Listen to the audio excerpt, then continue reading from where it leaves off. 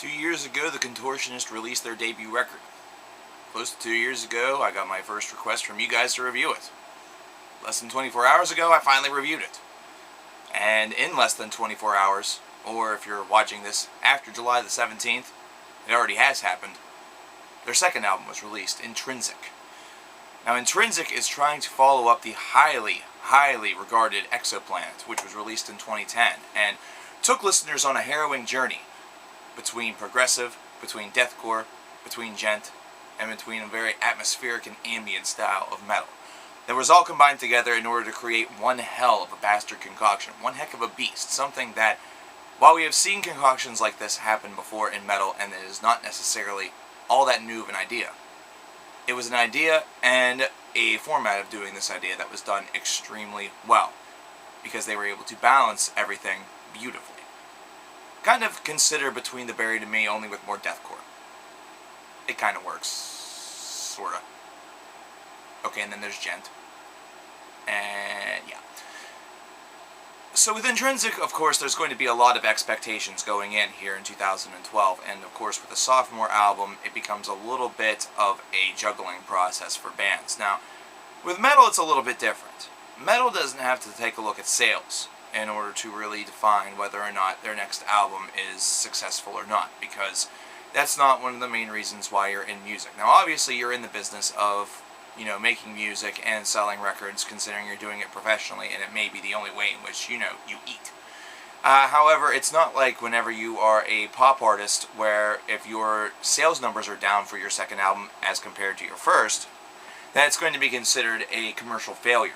Instead, with metal, it's going to be based around fan reaction. It's going to be based around the scores that fans give it, the acclaim that it receives, kind of the buzz that occurs because of the album.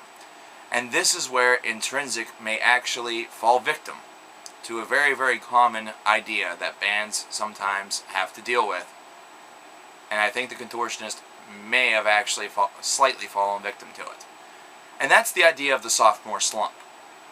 Now, whenever you have a debut album that is very highly regarded, wildly regarded, considered to be one of the best debuts of its calendar year, in this case 2010, I would have placed it number 2 behind Barren Earth's debut album, then you enter into the calamity that, what do you do for your second album? Your second album has to kind of bend things a little bit further and really continue the exploration, because if you simply rehash the old idea, either that or you don't rehash it as much, there is a potential for a maelstrom of negative criticism.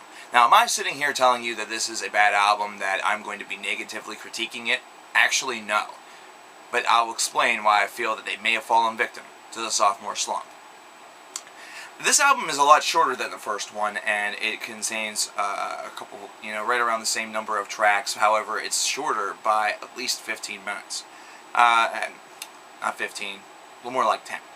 But we're going to go with this idea, and this idea alone, that they have taken the chaos that those 5 genres that I mentioned earlier were able to micromanage very well and balance very well on the first record, and it's kind of become a little bit less of a micromanagement, and in fact it's become more of a major management, considering you hear a lot more of the progressive side, you hear slights of the ambient side. The gent and the deathcore have now almost become parts of the same whole, whereas one kind of directly leads into the other, if it leads to anywhere at all. And because of that, it actually feels that they are on both sides of the spectrum, kind of levying most of their attention, most of their percentage of the 100% whole on either one of the two, whether it be the gent core, if you want to call it, or the progressive side. And they've really kind of taken, in a lot of cases, the unpredictability quotient out of this record. Whenever I was listening to it, I just didn't feel the same harrowing twists and turns that I felt with Exoplanets. Instead, I felt more like I was on solid ground at all times, and I was kind of taking a bit of a joyride, where there were only minor bends in the road here and there, Now, obviously, where you see the gent core, as I called it, kind of go into that progressive side, it's kind of like going into some uneven turf, dealing with a couple of bumps where you maybe have to slow down your car a little bit. In this metaphor, at least, it's a lot quicker on the album, so that doesn't really, make sense, but the metaphor does.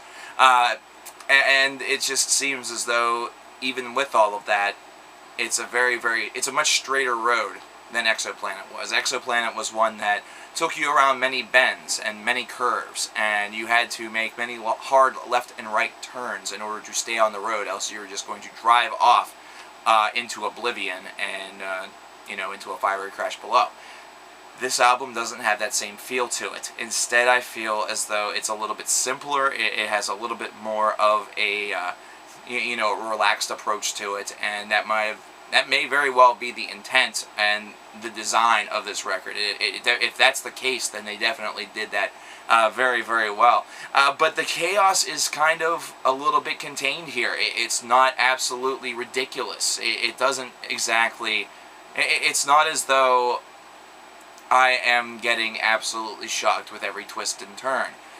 Instead, I feel like I can map a course of these tracks, and I'm no longer being thrown into an Indiana Jones type plot hole where I need to get out of danger. It's like I'm setting a course and it all goes according to plan. One of the most boring action movies in history. But the one thing that keeps me from really just absolutely damning this album is that even though this structure seems to be a little bit more contained, a little bit more controlled, and a little bit more predictable, it's still done a lot better than many contemporaries. And the reason is because this band just has that talent pool where they're able to maintain your focus and attention. Whenever they do shift up the sound, they're able to do so in a very conscientious fashion, where it's not going to be overbearing one way or the other. It just may stay a little bit more consistent. It's kind of a situation where they took the idea that Exoplanet delivered and stripped it down and kind of just subdued it a little bit, gave it a little bit of a tranquilizer dart. They're still able to harrow in the chaos. They're still able to harrow in sudden changes, but they just don't happen as often, and they don't take you as much by surprise or leave you with your mouth agape in absolute awe of what is occurring. So, for example, an 8.5 was the score I gave to Exoplanet. I feel this would be a 7.75 to an 8. And that's me being slightly generous, however, quite truthful toward how I feel about this record. Now, why do I consider that a sophomore slump? Because with a sophomore album, after you have a great release, you have a tremendous opportunity to cement an early legacy and really set the bar high for your future releases. Now, this band may not have completely fucked the universe with this album. They might not lose fans. In fact, they'll probably gain a couple of more, considering what is currently going on trend-wise, especially with Jet taking off over the past couple years. However, what I do feel about this record is that people may turn to Exoplanet more than they turn to Intrinsic whenever they sit at home thinking to themselves, I want to listen to a Contortionist album. And that, to me, shows those signs and prospects of an album that could be identified as a sophomore slump. However, it is also an album where I feel as though whenever they return to the studios, and whenever the third album comes out, maybe in another 2 years, maybe next year, who knows, that it'll definitely be strong as well. This is a band that hasn't fallen off the planet here. This is just an album that just does not exactly size up to its predecessor. It happens. But also, what can also happen is that the album that follows it could end up being absolutely tremendous. But for right now, between the two, the new one Intrinsic and the old one Exoplanet, I feel that more fans are going to be aiming toward Exoplanet.